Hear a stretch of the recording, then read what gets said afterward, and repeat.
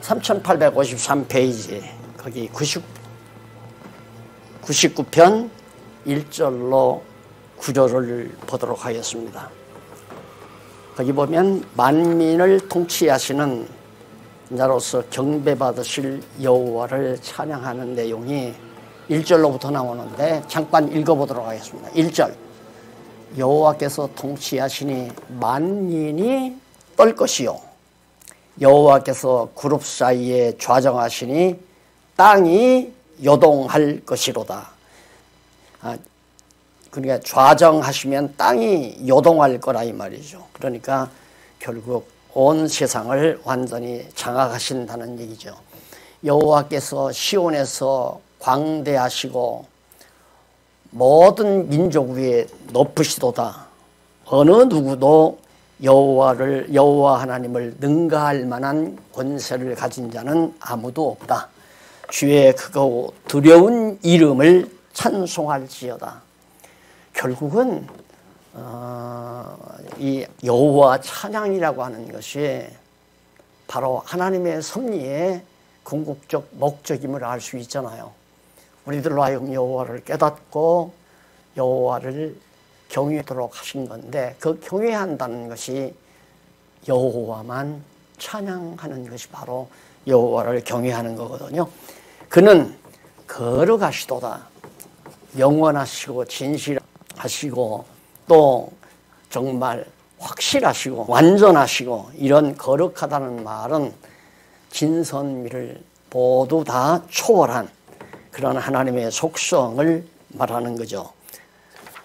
5절에 보면 너희는 여호와 우리 하나님을 높여 그를 발등상 앞에서 경배할지어다. 우리가 이런 시를 보면 우리 시공세계에서는 하나님이 어떤 의자에 앉아 계시고 우리는 그 발등상 앞에서 큰절로 드리는 것처럼 왕업행하면 다 신하들이 그렇게 하잖아요. 그걸 상상을 하죠. 저도 어렸을 때 그렇게 상상을 했으니까요. 교회 가면 왜 가운데 높은 그 등받이가 높은 의자 있잖아요. 어느 교회나. 나는 어렸을 때 거기에는 하나님이 앉는 자리라고 그렇게 생각을 했어요. 왜냐하면 저희 교회 주일마다 설교하러 오시는 전도사님이 그 자리는 안 앉아요. 그런데 바로 그 옆자리에 등받이가 낮은 자리에 앉더라고요. 그러니까 자연히 저 자리는 하나님이 와 앉으셔서 하나님 앞에 드리는 제사를 받으시는가 보다. 그렇게 어린 시절 그렇게 생각을 했는데 나중에 또 그런 얘기를 하더라고요. 또 어떤 큰 교회 가면 등받이 높은 자리 가운데 놓고 양쪽에 낮은 의자를 막 서너 여덟 개씩 이렇게 놔요. 그리고는 그 자리를 잘 사용 안 하면서 거기는 하나님이 앉는 자리라고 그렇게 성도들에게 말을 하더라고요. 그러니까 그런 식으로 생각을 하는 거죠. 그러나 여기 하나님의 발등상이라고 하는 것은 지상 위를 말하는 거죠. 시편에 그런 것도 있잖아요. 땅은 하나님의 발등상이요 하늘은 하나님의 보좌다. 하늘에 보좌로 만들어서 보좌를 삼아서 앉으시고 땅은 하나님의 발을 얹어 놓으시는, 그 말은 우주의 영원한 공간까지 포함해서 하나님이 충만하시다는 뜻을 시적으로 그렇게 표현한 거죠. 자, 그러니까 땅에 있는 자는 여호와께 경배하며 사는 것, 인간이 존경받고 인간이 성도들을 통치하고 그건 말이 안 되는 거예요. 그게 성경을 모르니까 교회 하나 세워놓고 자기가 군주로 들어앉고 교주로 들어앉아서 성도들의 온갖 섬김을 다 받고 성도들의 경배를 받고 존경을 받으면서 그 얼마나 재미있겠어요. 그러니까 서로 목회하려고 그러잖아요. 서로 당회장 하려고 하고. 그건 성경을 모르니까 아직 모르기 때문에 그런 일을 한다고 생각할 수밖에 없죠. 그 다음 이제 100편 1절로 5절 보면요.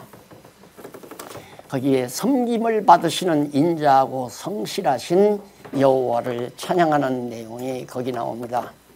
우리 잘 아는 시죠. 이 짤막한 시니까 대부분 우리 경건회 때 묵도할 때 사용하는 시이기 때문에 너무 잘할 겁니다. 잘하실 겁니다. 온 땅이여 여호와께 즐거이 부를지어다. 찬송하라 이 말이죠. 즐거이 부를지어다. 기쁨으로 여호와를 섬기며 노래하면서 그 앞에 나아갈지어다. 그러니까 온 땅, 아까 앞에서 그랬잖아요. 온 땅이 하나님의 발등상이다.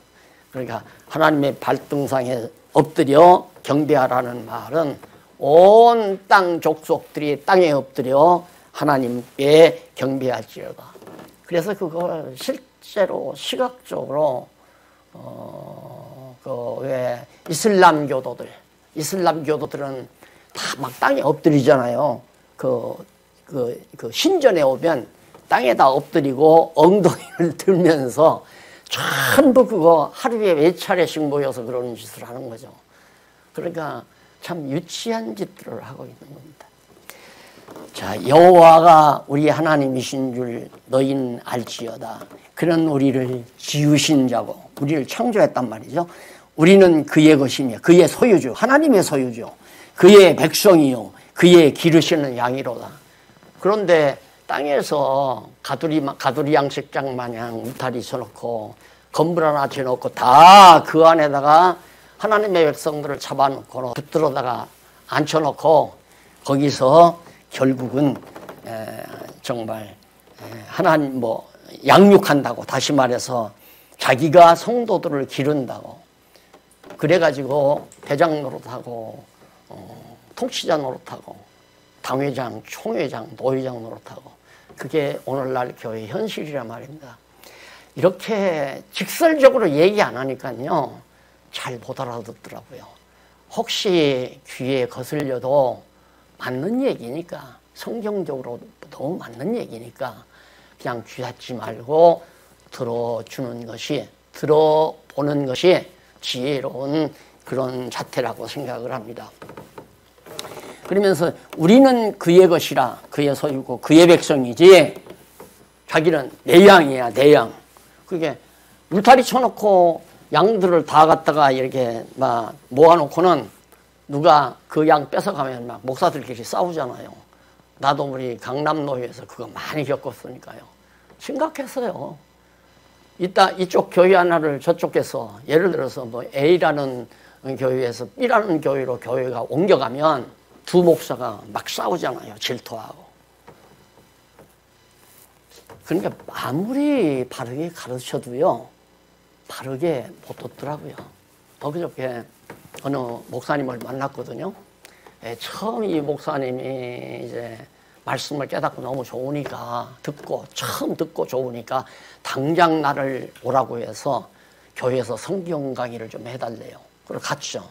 가가지고 에베소서를, 짤막한 에베소서를 2박 3일인가 했으니까 에베소서밖에 못하잖아요. 에베소서를 쭉 가르쳐줬어요. 그런데 엊그저께 만나서 차를 타자마자 무슨 소리를 하면 막 열이 받아서요. 교회가 그런 것이 아니더구만요. 내가 오늘 설교를 맡아서 지금 가고 있는데 하나 되자고 설교를 하려고 에베소서를 찾아서 공부하다가 깨달았는데, 그러면서 막 감동해서 어쩔 줄을 몰라 해요. 그래서 목사님이, 제가 그때 몇 년 전에 벌써 목사님 교회 가서 강의했잖아요. 목사님, 나 그때는 못 알아들었어요. 그러더라고요. 그래서 알아듣는다고 하는 것이 가르친다고 다 알아듣는 게 아니로구나. 당신 스스로가 성경을 보고 교재를 보고 읽다가 보니까 막 깨달아진 거예요. 그래가지고 가서 이제 강론을 하는 얘기를 들었거든요. 완전히 캡이에요. 잘한다, 됐다. 안 들어요. 왜? 자기 욕심과 선입견이 있기 때문에 자기에게 좋은 것만 들리지, 지금 제가 말하는 것처럼 네 교회, 내 교회 교인이다, 따지지 말아라, 이 말은 안 들린단 말입니다. 왜? 우리 교회 장로님이 딴 데 가면 안 되잖아요. 돈 많은 권사님이 딴 데 가도 안 되고. 그런 생각으로 꽉 선입견이 있기 때문에 가두리라고 해도 안 듣고, 울타리라고 해도 안 듣고, 양계장이라고 해도 안 듣고 못 들어요. 아무리 얘기를 해도. 네 교회 내 교인이 어디 있어요. 다 하나님의 양이고 하나님이 기르신다고 했죠. 그래서 바울이 아주 정확하게 잘 얘기했잖아요. 아나 아블로는 막 아블로파, 뭐 바울파, 게바파 막 난리를 교회가 치니까 나나 게바나 아블로는 씨 뿌리는 것 뿌리다. 씨 뿌리고 물 주고 하는 일이 다를 뿐이지 기르시는 자는 하나님께서 기르신다. 하나님 성도들을 잘하게 하시는 분은 하나님 외에는 왜? 당신의 약물이니까. 당신의 백성이고 하나님이 기르죠. 내 자식들을 남이 먹이고 입히고 가르치고 하는 법이 어디 있어요. 내가 다 해야죠. 내 자식이니까. 그러듯이 하나님의 백성도 하나님이 거듭나고 중생케 해서 하나님이 그 신앙 잘하게 하고 그 신앙 튼튼하게 세워서 하나님의 백성으로 살아가도록 한다는 얘기. 지금 그걸 노래하는 것이 바로 여기서. 그러니까 4절에서 감사함으로 그분에 들어가며 찬송함으로 그 궁정에 들어가서 또 나오잖아요. 그에게 감사하며 뭘? 그 이름을 여호와의 이름을 찬송할지어다. 제가 요즘 찬송할지어다 이게 이제 우리 교회 제가 처음 시작하면서 하나의 표처럼 만들어가지고 제가 손수 글을 써서 붙여놨잖아요. 사무실에 붙여놨던 건데 요즘 이제 거의 인생을 마무리하면서 이 찬송할지어다라는 주제로 제가 지금 요즘 계속해서 글을 좀 쓰고 있습니다. 신문에도 게재를 하고 있고요. 너무너무 정말 감동스럽고요. 제가 요즘 많이 들뜬 것은 아니지만 정말 고조되어 있어요. 너무 정말 하나님의 은혜에 대한 살아온 과정 하나하나를 들춰봐도 하나님이 막지 않았으면 헛길로 갔을 거고 하나님이 실패하지 않게 했으면 딴 길로 갔을 거고 때때마다 양무리들을 목자가 다 위험한 곳 못 가게 만들고 맑은 시냇가와 잔잔한 물가로 인도하시는 것처럼 또 그런 것 같이 의의 길로 인도해 주신 하나님의 그 놀라운 은총을 찬양하지 않을 수 없죠. 늘 찬양하는 마음으로 살다 보니까 이런 생각들을 내 혼자만 가지고 있는 것보다는 많은 분들과 함께 공유하고 싶은 생각이 갑자기 들게 된 거죠. 자, 그래서 11장 101편 1절로 8절에 보면 충성된 자와 동곡히 하려고 임하실 여호와를 찬양합니다. 자, 그러니까 하나님께서 왜 시온에 임하시는가? 이게 다윗의 시인데요. 다윗을 속여먹거나 다윗을 이용하거나 다윗을 막 반역하거나 별의별 사람이 주변에 많이 있었잖아요. 아들도 반역했고요. 블레셋 군대도 때로는 쳐들어오고요. 신하들도 반역하는 신하들도 있었고요. 그래서 이 찬양을 다윗이 부르는 겁니다. 하나님 아버지, 예루살렘에 임하시는 것은 이 예루살렘 도성에 하나님이 그때는 이제 성막이니까 성막에 구름이 이렇게 덮이잖아요. 여호와의 임재를 알리는 표적이거든요. 왜 그렇게 임재하시는가? 충성된 자와 동행케 하시려고. 그러니까 누구든지 사람이 그러잖아요. 입사할 때 아주 사장이 직접 나오기도 하고 거기 관계자가 나와서 면접을 보는 것도 정말 저 친구가 회사에 충성할 수 있는 자인가, 회사를 망칠 자일까 하는 것을 검토해서 뽑으려고 그런 것처럼 하나님께서도 당신의 나라를 세우시려면 충성된 자만 다 뽑아낼 거 아닙니까? 그렇게 하시려고 바로 예루살렘에 임재하십니다. 왜? 다윗 왕국을 하나님이 세웠는데 신하들이 다윗을 속이거나 다윗을 반역해서 아버지를 죽이고 왕되려고 하는 압살롬 같은 놈이 생기면은 나라가 다 망쳐지잖아요. 그래서 충성된 자를 만나는 것도 내 마음대로 안 된다. 막 면접 본다고 되는 것도 아니에요. 저도 다 경험해 봤잖아요. 야, 정말 아끼고 싶다.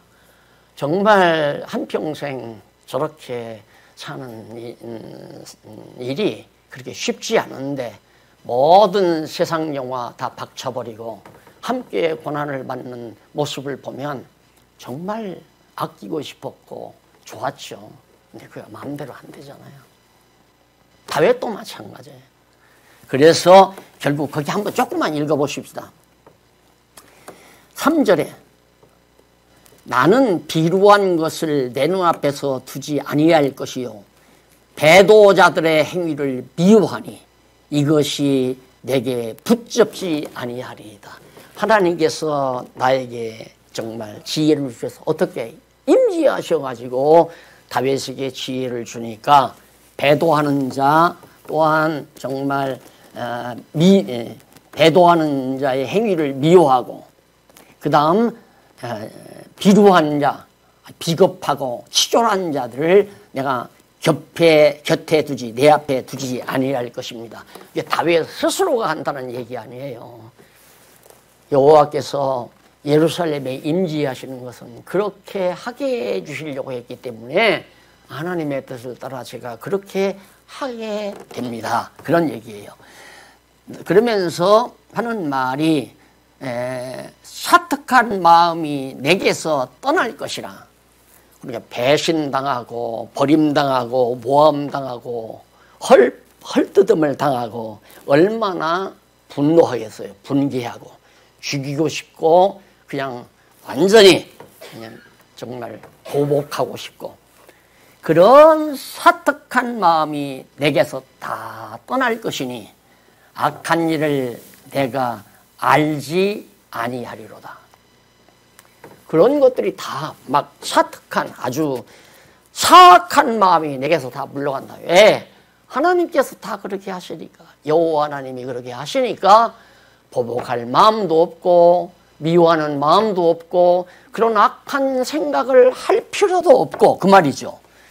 그 이웃을 극히 허는 자, 그 이웃을 극히 아주 은밀하게 가만히 헐어버리는 자, 무너뜨리고 멸하고 험담하고 그렇게 해서 허는 자를 내가 멸할 것이요. 그런 자들을 나로 하여금 하나님께서 멸하게 할 것이다 이 말이죠.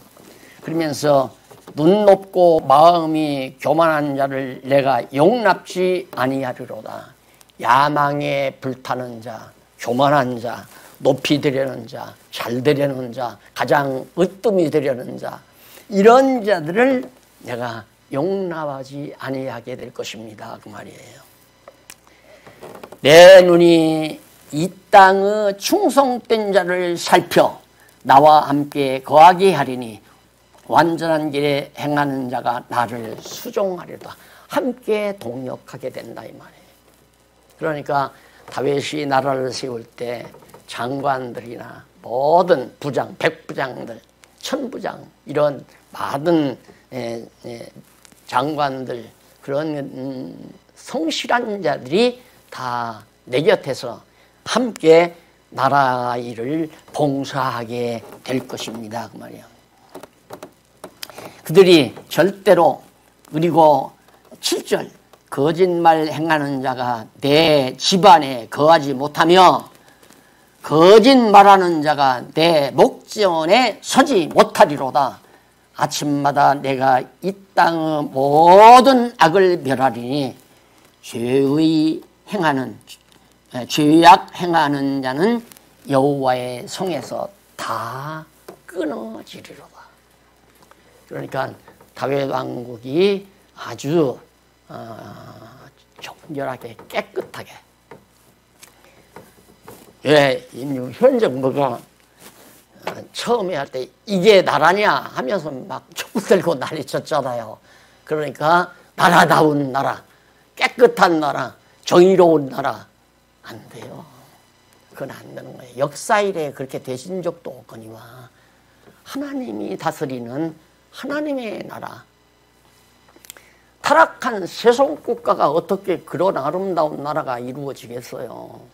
그러니까 저는 장관 하라교도 안 가죠. 이제 늙어서 하기도 싫을지 모르지만 대통령 하라고 해도 그걸 왜 해요? 오늘 아침에 오는데 경기도 도지사가 요즘 바싹 늙었대요. 늙을 수밖에 없죠. 잦아져가던 코로나19가 완전히 재발생해가지고 경기도 수도권에서 막 활활 타고 있잖아요. 그러니 늙어가죠. 그 짓을 왜, 뭐 때문에 합니까? 그분들은 그런 사명을 하나님께서 주시니까 그렇게 하지만, 만약에 정말 나라를 맡아서 이렇게 정의로운 나라, 깨끗한 나라, 정결한 나라를 할 수 있다면 10번도 하지요. 10번도. 그러니까 오늘 또 지금 미단에서 이렇게 말씀을 가리키는 것은 하나님의 나라는 그게 가능하니까. 그래서 여러분, 목사님 다 아시잖아요. 하나님이여 보고 살고 싶습니다라고 하는 그 의중에는 정말 교회다운 교회. 정말 누가 시키지 않아도, 개미처럼 두령이 없어도, 어떤 지배자가 없어도, 당회장이 없어도, 통치자가 없어도 다 각자 하나님 앞에서 자기 사명 받아서 하나님 앞에서 충성하는 아주 깨끗하고 정의롭고 아름답고 평화로운 교회, 그런 교회를 한없이 보고 싶었던 거죠. 그것이 교회 처음 시작할 때부터 그 표현을 저는 뭐라고 그랬냐면, 나는 정말 큰 저수지의 흙탕물이나 바닷물을 원하지 않습니다. 제가 바라는 것은 저 계곡의 산골짜기에 옹달샘 같은 맑은 교회, 깨끗한 교회, 그것을 소원하고 오늘 이 교회 문을 열게 됐습니다 하고 얘기를 한 기억이 지금도 남아요. 그게 되는 듯 싶다가 안 되고, 되는 듯 싶다가 안 되고, 될만하면 뭐 2단이 3단이 난리를 치고 막 때려 부수고, 내부에서 반발이 일어나도 난리를 치고, 이제는 되는가 싶었는데 또 안 되잖아요. 처음에는 이거 되나? 이거 이제 안정적으로 잘 될지도 모르겠다. 웬걸. 예감은 했죠. 이놈의 돈덩어리 때문에. 제가 돈덩어리 때문에 몇 번 당했잖아요. 그 땅 몇 평 사놓으니까, 그것 사놓으니까 그냥 노위에서 들고 나오고. 그런데 이 엄청난 돈덩어리 때문에 화근이 안 생겨서요. 우리 교회는 이 돈덩어리가 화근입니다. 안 됐잖아요. 그대로 됐잖아요. 그래서 보고 싶은 것이 정말 이렇든 저렇든 하나님이 교회를 다스린다면 깨끗하고 아름답고 정말 소중하고 정결한 교회가, 하나님의 나라가 가능하다는, 이제 다윗이 그걸 노래하잖아요. 하나님이 예루살렘에 임하시면 다윗 왕국, 자기가 다스리는 나라가 그렇게 아름다워서 거짓된 자, 속이는 자, 비방하는 자, 야망이 불타 교만한 자 다 내 곁에 없어서 아름다운 나라로 이루어질 것입니다. 그 말이죠. 그래서 아침마다 8절에 나오죠. 아침마다 내가 이 땅의 모든 악인을 멸하리니 죄악 행하는 자는 여호와의 성에서 다 끊어지리로다. 그 방법이 다르고, 여호와께서 통치하시는 유일한 방법, 통치하게 하실 수 있는 유일한 방법은 제가 맡은 바 하나님의 말씀만 열심히 가르치면 돼요. 그것이 하나님 말씀이니까 하나님이 직접 우리에게 말씀하시면 우리 듣지 두렵잖아요. 모세가 시내산에서 올라가서 막 들었는데 구름에 나타나서, 여호와께서 하나님께 나타나서 직접 말씀하시니까 막 모세도 떨었고, 산 밑에서 백성들이 두려워하니까 물러가도록 다 조치했잖아요. 하나님이 지금 말씀하시면 우리 집중 어떠죠? 그래서 질그릇 같은 나로 하여금 말씀을 깨닫게 해서 하나님 말씀 그대로 전하게 만드는 겁니다. 어떻게 하시려고? 아름다운 하나님의 나라, 깨끗한 하나님의 나라, 정말 교만한 자, 거짓말하는 자, 남을 험담하는 자, 야망을 가진 자, 교만한 자, 이런 자들이 침범을 못하도록. 그래서 그냥 제 사명만 성실하게 감당해 가고 있는 거죠. 자, 그 다음 이제 넘어가 보십시다. 2번에 나오는데 두 번째로 바로 회복하시는 통치언약시, 찬양시.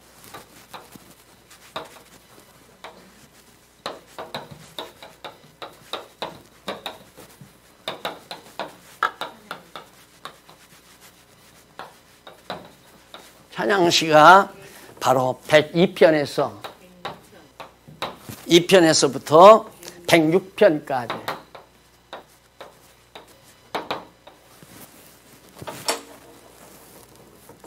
그러면 한쪽 가로 2번이니까 1번을 일단 우리는 연상을 해야 되잖아요. 그 연상하는 방법이 바로 위에 해설에 밑에서부터 세 번째 줄, 네 번째 줄 끝부분 보세요. 이러한 목적에 따라 그 하나님을 경외하며 섬기도록 하시려는 것이 모든 하나님의 섭리거든요. 근데 이러한 목적에 따라 여호와께서 언약자 손으로 원수를 보수하시는 여호와의 통치에 대한 찬양을 노래하도록 섭리하시다. 그러니까 1번은 바로 원수를 보수하시는,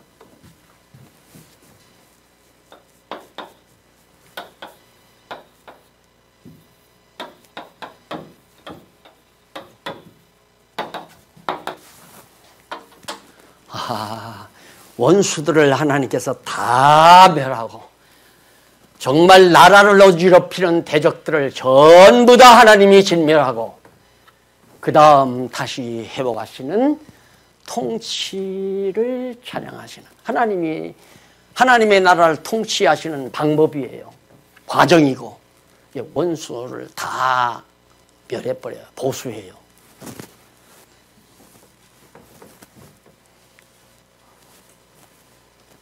생각이 많이 정리가 되실 겁니다. 혼란스러웠던 마음도 정리가 되고요. 여호와만을 의지하고 경외하며 살아야 하는 이유가 뭔지도 알 수 있잖아요. 회복해요. 가정도 회복하고 나라도 회복하고 세계도 회복하고 물론 하나님의 나라 교회는 도말할 것도 없죠. 지금 온 세계가 지금 막 요동치고 있잖아요. 어느 유명한 미래학자는 그런 말을 했다고 그래요. 앞으로는 도시국가가 불가능하다. 왜냐? 이런 재앙이 그냥 이번으로 끝나는 게 아니라는 거거든요. 그러니 모이면 큰일 나잖아요. 모여 살면. 그러니까 흩어질 수밖에 없고 떨어지려니까 거리두기란 말은 서울에서 나가라 그 말이에요. 아파트에서 나가라 거리두라는 말은 어디까지 거리두라는 얘기예요. 우리 나가봤자 고향 땅밖에 없잖아요. 시골 땅밖에는 없고. 그래서 그 말을 들으면서 우리 심장로님은 좋으시겠다. 그냥 가방 하나 들고 가시면 되니까. 그런 생각을 했어요. 그래서 부동산도 이제는 세월이 다 갔다고 그런 얘기를 한다는 얘기를 밥상머리에서 아이들이 하더라고요. 세계가 뒤집어져요. 왜 그렇겠어요? 정리를 해야 되잖아요. 그래서 회복을 시켜야 되잖아요.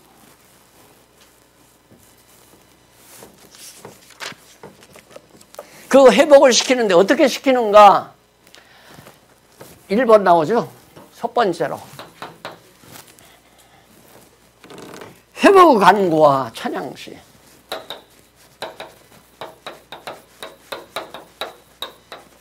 간구와 찬양시. 이게 102에서부터 104까지 나오죠.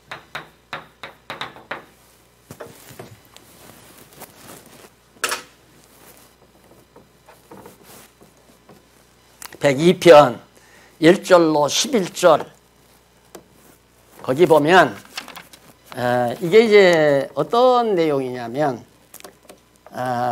그 해설 밑으로 세 번째 줄 중간에 보시면 이 시의 지은자나 시기에 관하여는 정확히 본문에 밝혀지진 않아서요. 다만 곤고한 자가 마음이 상하여 그 근심을 여호와 앞에 토하는 기도라고 이제 덧붙여 놓았는데, 혹자들은 밑에서 세 번째 줄 앞부분에 나오죠. 혹자들은 그 시기를 바벨론 포로 시대라는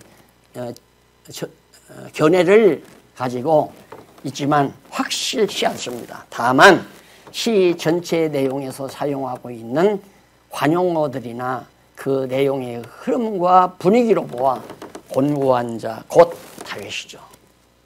다윗을 우리는 왜? 그 시대의 찬양이니까. 그 다윗이 말년에 백성을 계수한 실수로 인하여 이제 나라가 좀 평안해서 여호와께서 임재해서 평안하게 했잖아요. 대적도 이제 쳐들어오는 사람이 없고. 그러니까 이제 됐다. 이때가 항상 위기다. 제가 늘 말했죠. 이제는 먹고 살만하다. 이제는 살만했다. 근심 걱정 없어. 근심 걱정 안 해도 된다. 이때가 위기예요. 언제나. 교회도 그러잖아요.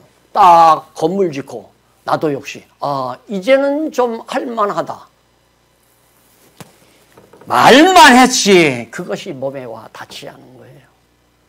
조심해서, 이것도 조심했어야지 하지만 하나님이 정해놓으신 것 어떻게 내가 변경시킬 수는 없잖아요. 하나님이 한번 곧게 해놓으신 것을 인간이 꼬부려 드릴 수는 없잖아요. 하나님이 꼬부려 드린 것을 인간이 펼 수도 없거니와 하나님이 정하신 뜻대로 된 거지만, 왜? 여호와께서 통치하신다는 걸 깨닫고 경외하며 찬양케 하시려는 거죠. 자, 그래서 1절로 2절은 다윗이 여호와의 자기 기도를 응답해 주시라고 간구하면서 3절로 5절에서는 다윗이 자기의 기도를 여호와께 응답해 주셔야 하는 까닭을 밝히고 있어요. 그 까닭이 무엇인가? 3절 5절 한번 읽어볼까요? 대저 내 날이 연기같이 소멸하며 내 뼈가 냉과리같이 탔나이다. 근심 걱정 염려하면요 뼈가 다 골다공증이라는 게 별거예요. 근심 걱정하면 골다공증 가는 거예요. 내가 이 의학을 전공했다면 성경신학적 의학, 뭐 건강학 이런 거 한번 쓸만도 할 것 같아요. 근데 용어를 못 써서 용어를 못 나서. 그래서 단편적으로 이러면 이렇다 이런 단편적인 얘기는 성경에 많이 있으니까 근심 걱정하면서 아무리 인삼녹용을 잡숴봐야 아무런 필요 없어요. 아무런 필요가 없어요. 근심 걱정, 다윗이 이제 말년에 가서 막 나라가 흔들리니까 아들놈, 큰아들놈도 일어나죠. 일어나가지고 제가 왕이 되겠다고 막 나라를 갖다가 휘젓고 다니니까 다윗이 말년에 병들어서 또 있었잖아요. 그걸 지금 노래하는 것이라고 그렇게 여겨지는 거죠. 그러면서 내 날이 냉과래 같이 탔나이다. 뼈가. 그러면 내가 음식 먹기도 잊었으므로 병든 거죠. 음식 먹되 입맛도 사라져요. 입맛도 사라지고. 그래, 음식 먹기도 잊었으므로 내 마음이 풀같이 쇠잔하나이다. 연한 풀이 다 쇠잔하게 말라서 시들어버리잖아요. 그렇게 자기의 생명이, 몸이 정말 형편없이 됐다. 나의 단식 소리를 인하여 나의 살이 뼈에 붙었나이다. 바싹바싹 말라 들어가고.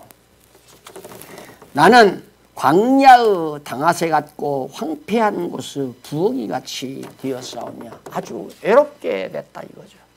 허벌판 광야처럼. 내가 밤을 새우니 지붕 위에 외로운 참새 같으니이다. 밤을 뜬 눈으로 세우니까 결국 지붕 위에 참새처럼 그렇게 돼버리고, 내 원수들이 종일 나를 회방하며 나를 대하여 미칠 듯이 날치는 자들이 나를 가리켜 맹세하나이다. 이 나를 가리켜 맹세한다는 말이요 3865페이지 나왔잖아요. 그게 무슨 얘기냐면 거기 히브리어 하나 나왔죠. 근데 그 히브리어는 나를 빗대어 저주하나이다 그 말이에요. 그러니까 대적들이 다윗을 빗대어 자꾸 저주만 합니다. 저거 언제 죽나, 저거 병이나 안 걸리나, 저거 코로나나 걸렸으면 좋겠다 이런 저주를 자꾸 내린다 이 말이에요. 인간이 그런 건 나오잖아요. 왜? 내 마음이 편치 않으니까. 그것도 어리석은 거예요. 남을 저주하는 것도. 그러니까 그런 입장이 지금 되었습니다. 그러면서 다윗이 그러니 하나님 내 기도 응답해 줘야 되지 않습니까? 그 말이죠. 그러면서 6절로 11절 3864페이지 제일 아래 다윗이 자기가 겪고 있는 고독한 처지와 비참함을 노래하는 내용이죠. 그래서 자기는 광야의 당맷을 갖고 황폐한 곳의 부엉이같이 아주 고독한 처지가 되어 있다면서 설명한 내용입니다. 자, 그러면서 그것은 거기 이제 압살롬이 했을 때도 마찬가지예요. 그 중간쯤 보면 이제 그 해설이 나오는데 다윗이 과거에 압살롬의 무리에 의해서 예루살렘에서 쫓겨났을 때 여호와께서 다윗을 다시 예루살렘으로 돌아오게 하신 바가 있었습니다. 다윗이 범죄함으로 인하여 여호와께서 백성에게 재앙으로 온역을 내리셔서 죽게 하신 일도 있고요. 이러한 사실을 다윗이 의중에 두고 오늘 이 시편 노래를 하나님 앞에서 불렀던 것. 그런데 참 재미난 건요. 노래란 슬픈 노래도 있고 기쁘고 즐거운 노래도 있잖아요.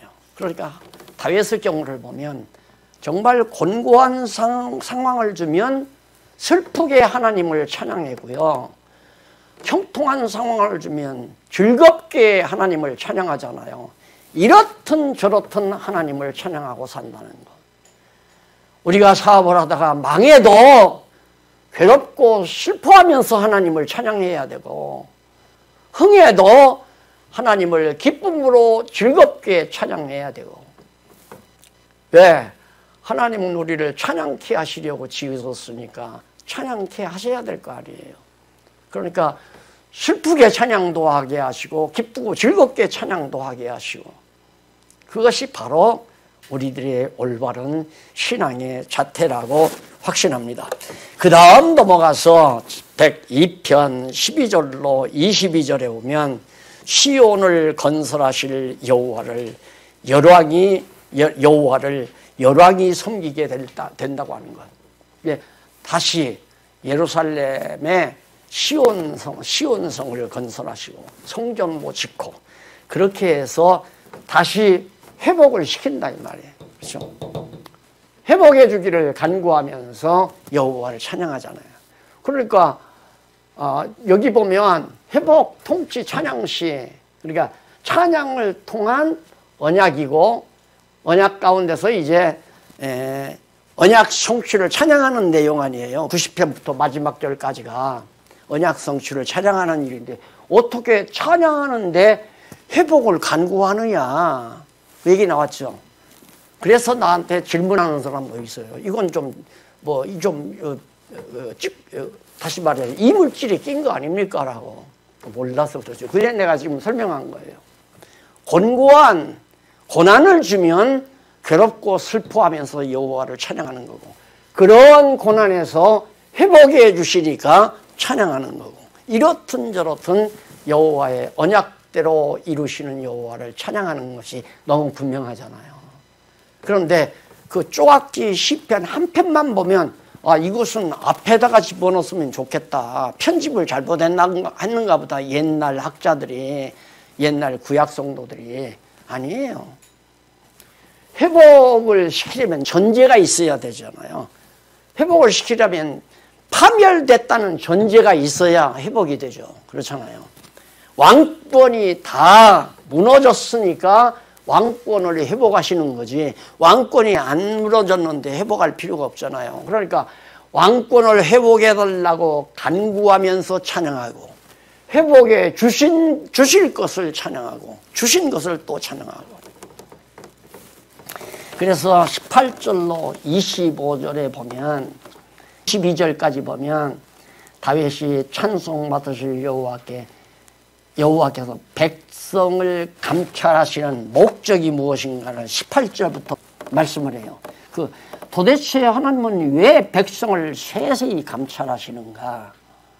3866페이지 성경 본문 위에서 7째 줄 뒷부분에 보면 18절이 나와요. 이 일이 장래의 세대를 위하여, 장래 세대를 위하여 기록되리니, 지금 이런 하나님께서 앞에서 하시는 모든 시온이 다시 정말 영광 중에 여호와의 이름이 경외하며 세계 열왕이 주의 영광을 경외하는 일, 그죠? 시온을 하나님께서 다시 일으키고 영광 중에 나타나신다. 왜 그러시는가? 그 이유는 이 일이 장래 세대를 위하여 기록되니 창조함을 받을 백성이 여호와를 찬송하리로다. 여호와께서 높은 성소에 하감하시며 하늘에서 땅을 감찰하시니, 이는 거기부터 나오죠. 목적이. 20절.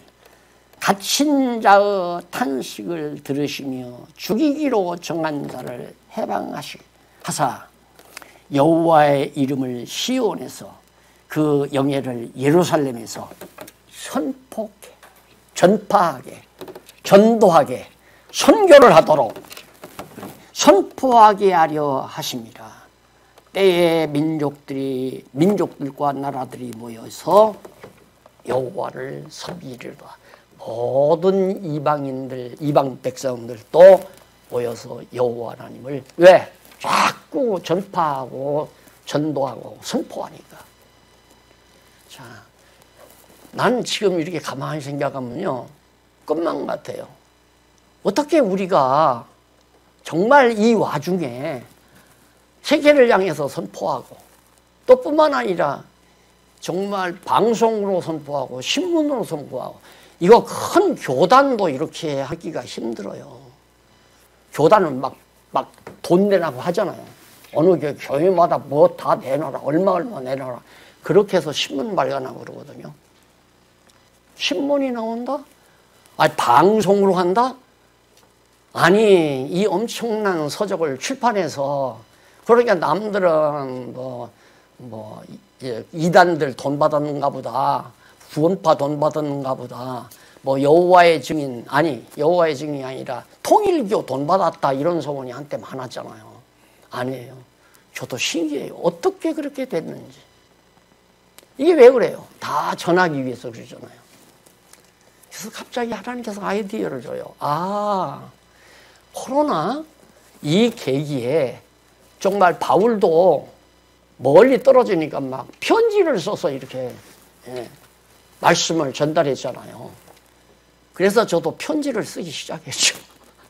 왜? 성도들이 못 나오니까.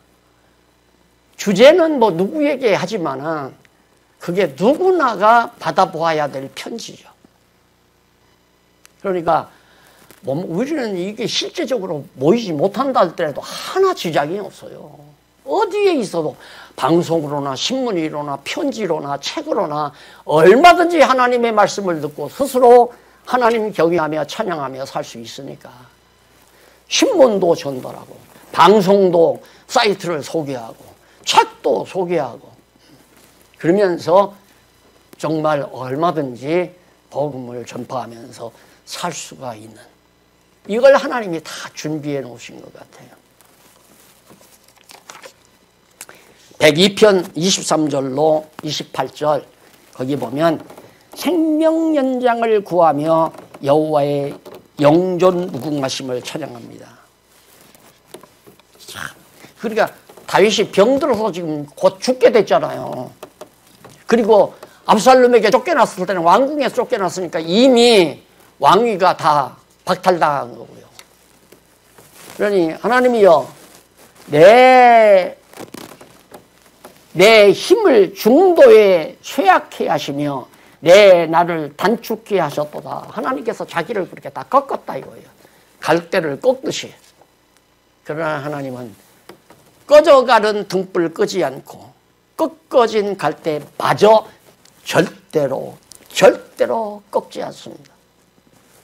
하나님이 다윗을 다 꺾어놨어요. 나의 말이 나의 하나님이여 나를 중년에 아직 살 날이 멀었는데 나를 데려가지 마옵소서. 나 이대로 죽으면 나라가 어떻게 됩니까? 그 말이죠. 주의 연대는 대대에 무궁하리이다. 주께서 옛적에 땅에 기초를 두셨사오며 하늘도 주의 손으로 지으신 바니이다. 천지는 없어지려니와 주는 영존하시겠고 그것들은 다 옷같이 낡아지리니 의복같이 바꾸려니와 주는 여상하시고 주의 연대는 무궁하리이다. 주의 종들 자손이 항상 있고 그 후손이 주의 앞에 굳게 서리이다 하셨도다. 그렇게 언약했다 이거예요. 영원하잖아요. 하나님의 나라는 절대 망하지 않아요. 꺾어진 것 같으면 다시 일어나고 꺼져가는 것 같지만 다시 살리시고 다 대적들에게 망했지만 하나님께서 대적들을 보수해서 반드시 다시 일으키신다. 회복하신다. 그것이 지금 이 시편의 흐름입니다. 바로 자, 그래서 103편 내 죄를 사하시고 인자하신 여호와를 송축하고 노래합니다. 당연하죠. 그래서 내가 하나님을 찬양하고 노래합니다 하는 내용이 103편부터 나오거든요. 자, 시간이 벌써 다 됐습니다. 오늘은 여기까지 하고요. 다음 주일에 103편부터 해나가기로 할 것입니다. 조금 제가 좀 세세히 좀 말씀드리다 보니까 진도를 좀 못 나갔는데요. 미리 또 103편부터 공부하고 예습하고 오시면 대단히 감사하겠습니다. 기도하십시다. 영존하시는 여호와 하나님 아버지시여, 오늘도 귀하고 복된 말씀을 함께 나누며 아름다운 시간을 보낼 수 있게 하심을 참으로 감사합니다. 모든 사랑하는 동역자들이나 성도들의 뇌리 속에 깊이 뿌리 내리게 하옵소서. 예수님 이름으로 기도드립니다. 아멘.